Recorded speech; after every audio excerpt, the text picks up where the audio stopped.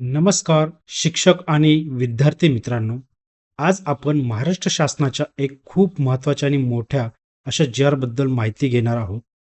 बघा, हा जो निर्णय आलेला आहे, हा एक जी आलेला आहे आज 25 मार्च रोजी. हा निर्णय थेट आपले शिक्षकेतर कर्मचारी, शिक्षक भरती आणि भविष्यातील उमेदवारांवर परिणाम करणारा ठरणार आहेत. म्हणून विद्यार्थी मित्रांनो, हा व्हिडिओ शेवटपर्यंत नक्की बघा. आपण या व्हिडिओमध्ये बघणार आहोत की नेमकी याची पार्श्वभूमी काय होती, हा जी का आलेला आहे आणि याचा आपल्या शिक्षक अभियोग्यता व बुद्धिमत्ता चाचणीद्वारे जे काही शिक्षक होणार आहेत त्याच्यावरती याचा काय परिणाम होणार आहेत किंवा याचा आणि त्याचा काय संदर्भ आहेत, हे मी तुम्हाला या व्हिडिओच्या माध्यमातून सांगणार आहेत. व्हिडिओ शेवटपर्यंत नक्की बघा विद्यार्थी मित्रांनो. आणि जर तुम्ही चॅनलला सबस्क्राईब नसेल केलेलं तर कृपया सबस्क्राईब करा, जेणेकरून आपल्या शिक्षक भरतीबद्दल किंवा शिक्षकांबद्दल कुठलीही छोटी मोठी अपडेट असेल ती आपल्या चॅनलद्वारे देण्याचा प्रयत्न करेल. चला विद्यार्थी मित्रांनो, आपण सगळ्यात पहिले हे प्रकरण नेमकं काय होतं, याचा नेमका बॅकग्राऊंड काय आहे ते समजून घेऊया, याची पार्श्वभूमी समजून घेऊया. म्हणजे तुम्हाला हा जी कंप्लीट कळेल आणि त्याचा फायदा होतोय की तोटा होतोय की आपल्या शिक्षक भरतीवर याचा काही परिणाम होतोय हे कळेल. चला, पार्श्वभूमी अशी होती मी विद्यार्थी मित्रांनो की आतापर्यंत काय होत होतं. राज्यात 2005 पासून एक नियम लागू केलेला होता. ठीक आहे, 2005 पासून एक नियम लागू झालेला होता, एक जी होता. हा नियम काय होता, तर जे शिक्षकेतर कर्मचारी होते, ठीक आहे, शिक्षकेतर कर्मचारी, शिक्षक नाही, शिक्षकेतर जे कर्मचारी होते, म्हणजे उदाहरणार्थ क्लर्क असतील किंवा लॅब असिस्टंट्स असतील, असे अनेक जेवढे काही शिक्षकेतर कर्मचाऱ्यांमध्ये येतात, असे शिक्षकेतर कर्मचारी, अशा शिक्षकेतर कर्मचाऱ्यांनी जर आवश्यक ती शैक्षणिक पात्रता जर मिळवली, ठीक आहे, म्हणजे सपोज त्यांनी लागल्यानंतर ते फक्त 12वी असतील, ठीक आहे, 12th पास असेल किंवा 10th पास असेल, पण त्यांनी नंतर 12वी पास करून त्यांनी नंतर डी एड केलं असेल किंवा बी केलं असेल, तर त्यांच्याकडे आता ही शैक्षणिक पात्रता झालेली आहे जी शिक्षकांसाठी लागत असते. जर अशा शिक्षकेतर कर्मचाऱ्यांनी आवश्यक अशी शैक्षणिक पात्रता मिळवली तर त्यांना थेट शिक्षक होता येत होतं किंवा शिक्षण सेवक म्हणून नियुक्ती मिळत होती आतापर्यंत. पण यात समस्या काय आहेत विद्यार्थी मित्रांनो, जर असं एखादे शिक्षकेतर कर्मचारी असतील, त्यांनी 10th किंवा 12th वरती जर लागलेले असतील, त्यांनी पुढे त्यांचं एज्युकेशन घेतलं, साईड वाईज डी एड झाले, बी एड झाले, त्यांच्याकडे आता ती शैक्षणिक अर्हता कंप्लीट आहे, तर अशांचं प्रमोशन होऊन काय होत होतं की ते शिक्षकेतर कर्मचारी शिक्षक होत होते. पण आता याच्यात समस्या काय झाली की हे जे असे शिक्षकेतर कर्मचारी शिक्षक होत होते किंवा शिक्षण सेवक होत होते, हे स्पर्धा परीक्षा न देता, म्हणजे जी आता आपण टीईटी एक्झाम देतोय किंवा टेट एक्झाम देतोय, सीटीईटी देतोय, अशा स्पर्धा परीक्षांना तोंड न देता, या गुणवत्ता यादीत न येता, हे असे जे शिक्षकेतर कर्मचारी होते ते शिक्षक बनत होते आतापर्यंत. ठीक आहे, यामुळे काय व्हायचं, मग प्रॉब्लेम काय सरकारच्या लक्षात आला की जे गुणवत्ताधारक उमेदवार आहेत, जे टीईटी किंवा सीटीईटी देतात, नंतर टेट एक्झाम देतात आणि गुणवत्ता यादी देतात, अशा गुणवत्ताधारक विद्यार्थ्यांवर, उमेदवारांवर अन्याय होत होता. ठीक आहे, दुसरा पॉईंट म्हणजे शिक्षणाचा गुणवत्तेवर परिणाम होत होता. ऑफकोर्स आता जे चांगलं क्वालिफिकेशन घेऊन आलेली लोक आहेत त्यांचं जी गुणवत्ता असणार आहे, शिक्षणाची जी गुणवत्ता असणार आहे ती चांगलीच असणार आहे. त्याच्यामुळे असा सरकारचा विचार होता, म्हणून सरकारने काय केलं, सरकारचा हा नियम बदलण्याच्या विचारात होते. ठीक आहे, त्याच्यामुळे त्यांनी आता हा नवीन जी काढला. ही झाली त्याची पार्श्वभूमी. आता ह्या पार्श्वभूमी म्हणजे ह्या विषयावर जे काही सरकारच्या मनात होतं ते त्यांनी त्याच्यानुसार आता एक जी काढलाय. हा नवीन जी काय आहेत ते आपण समजून घेऊया आणि याचा कसा परिणाम होणार आहे ते आपण समजून घेऊया.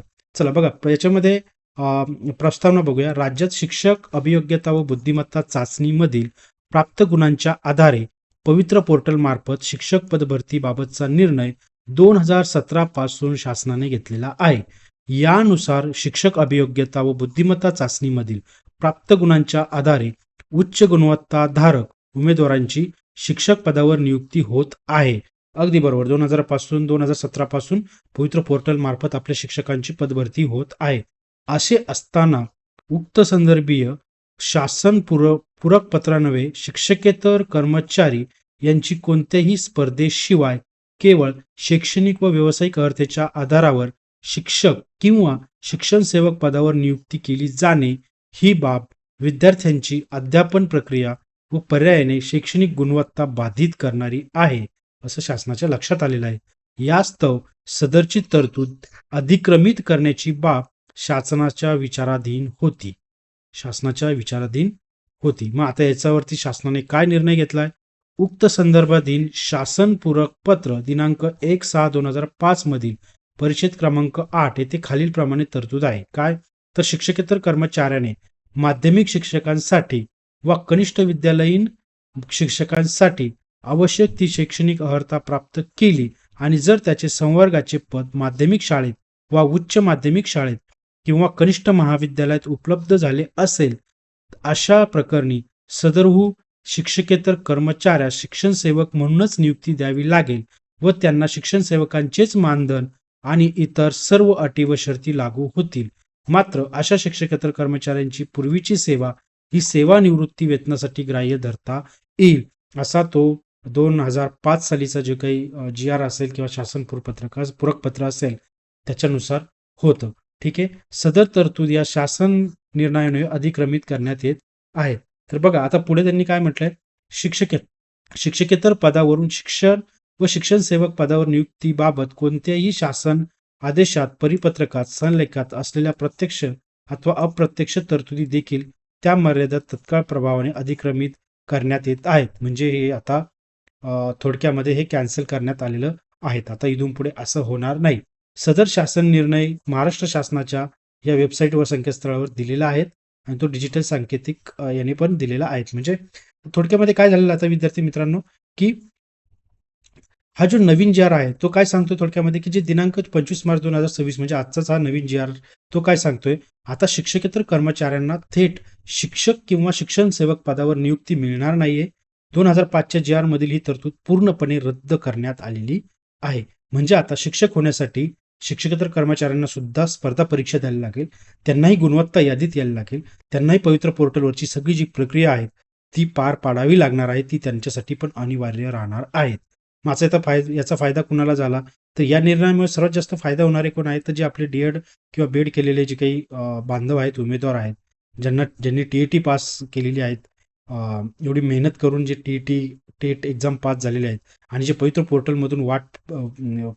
पोर्टलवरून शिक्षक भरतीची जी वाट बघता अशा विद्यार्थ्यांसाठी हा फायदाच आहे विद्यार्थी मित्रांनो. कारण हे शिक्षकेतर कर्मचारी जर तिथे गेले नाही तर त्या जागा पण आपल्या विद्यार्थी मित्रांना मिळणार आहेत. पण याच्यामध्ये नुकसान कोणाचं झालेलं आहे? तर जी आपली शिक्षकेतर कर्मचारी आहेत, ज्यांना शिक्षक होण्याची अपेक्षा होती, ज्यांनी त्याच्यासाठी पात्रता मिळवलेली होती किंवा पात्रता घेत होते, अशांची नियुक्ती आता तिथे होणार नाही. तो त्यांच्यासाठी तोटा आहे. फायदा कोणासाठी आहे? तर जे आपले विद्यार्थी मेरिटमध्ये येऊन पवित्र पोर्टलद्वारे भरतीची जी वाट बघत आहेत त्यांच्यासाठी हा फायद्याची गोष्ट ठरलेली आहेत विद्यार्थी मित्रांनो. माझ्या मते हा निर्णय जो आहे तो अतिशय महत्त्वाचा आहे. कारण शिक्षण क्षेत्रात पारदर्शकता वाढेल नक्कीच. फक्त आणि जे पात्र किंवा गुणवत्ताधारक उमेदवार आहेत तेच निवडले जातील आणि शिक्षणाची गुणवत्ता सुधारेल अशी अपेक्षा आहेत. म्हणजेच हा निर्णय विद्यार्थ्यांच्या भविष्यासाठी सुद्धा त्यांच्या दृष्टिकोनाने सुद्धा सकारात्मक आहेत असं मला वाटतं विद्यार्थी मित्रांनो. तुम्हाला हा निर्णय कसा वाटला? तुम्हाला हा निर्णय योग्य वाटतो का? नक्की कमेंट बॉक्समध्ये कळवा आणि व्हिडिओ आवडला असेल तर कृपया लाईक करा, शेअर करा आणि आपल्या चॅनलला सबस्क्राईब करा, जेणेकरून तुम्हाला अशाच भरतीबद्दलचे किंवा शिक्षकांबद्दलच्या सगळ्या अपडेट्स आपल्या चॅनलद्वारे मिळत राहतील. धन्यवाद विद्यार्थी मित्रांनो.